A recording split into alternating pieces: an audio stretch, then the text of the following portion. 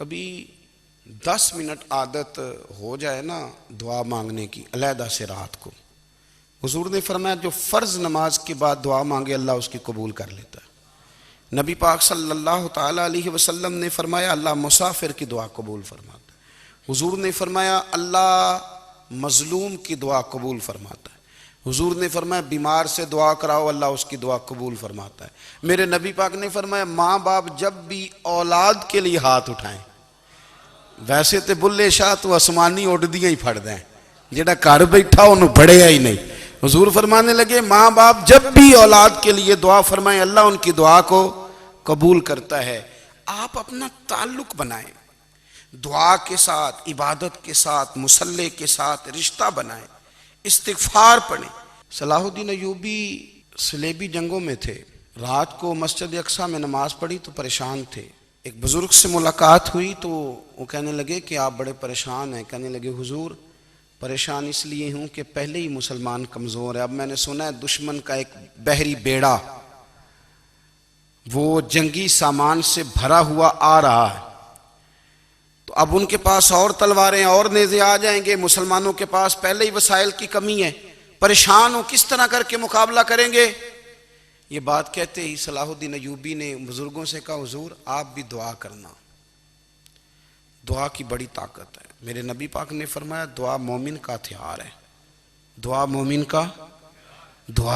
کا حضور نے فرمایا تقدیر کو سوائے دعا کے کوئی چیز نہیں بدل سکتی۔ دعا مومن کا ہتھیار ہے، یہ کافر کے پاس کوئی نہیں، یہ ہتھیار ہے مومن کا۔ اللہ کرے آپ کو سمجھ آئے، پھر سنیں کئی بار کہہ چکا ہوں یہ ہتھیار ہے۔ کافر کے مقابلے میں جو تیرے پاس سب سے بڑا ہتھیار ہے وہ دعا ہے۔ دعائیں کرانی چھوڑ دی، کرنی چھوڑ دی، لینی چھوڑ دی۔ حضرت سیدنا انس بن مالک رضی اللہ تعالیٰ عنہ فرمایا کرتے تھے میں نے وہ رنگ دیکھا ہے جب حضور دعا مانگتے تھے اور حضور کی مقدس آنکھوں میں آنسو بھی ساتھ ہی بہا کرتے تھے، میں نے وہ انداز دیکھا ہے۔ تو صلاح الدین ایوبی بزرگ سے کہنے لگے آپ بھی دعا کیجئے، اور خود رونے لگے اور سر سجدے میں رکھ کے رونے لگے، اور عشاء سے لے کر فجر تک روئے، خوب روئے۔ صبح وہ بزرگ آئے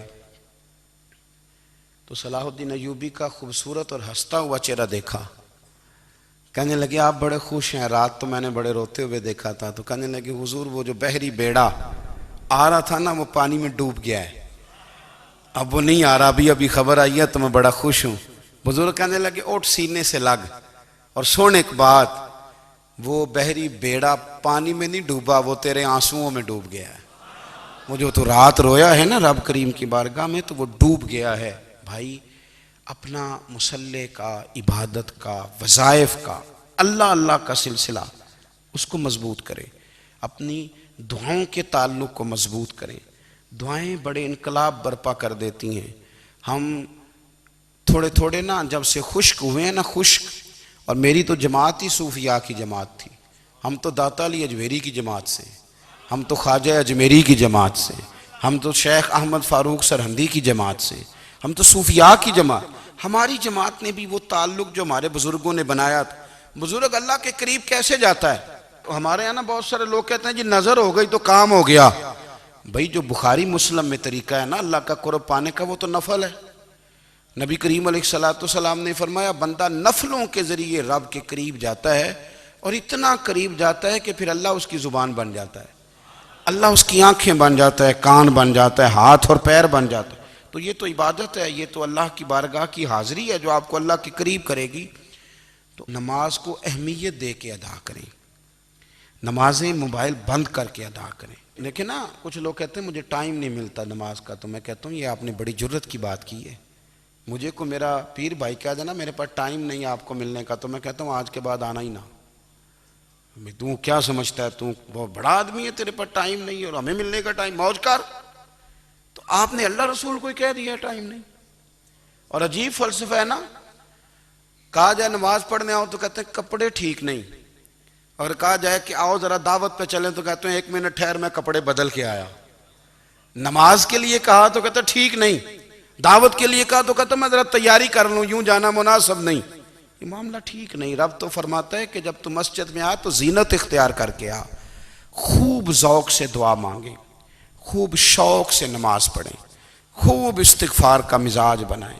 آپ لوگوں کے بیچ رہ کے سکھ حاصل کرنا چاہتے ہیں، لیکن آپ کو پتہ ہے کئی مہینے غار حرا میں رہنا بھی مدینے والے محبوب کا طریقہ ہے۔ ہر سال اعتکاف بیٹھنا الگ سے، یہ بھی حضور کا طریقہ ہے۔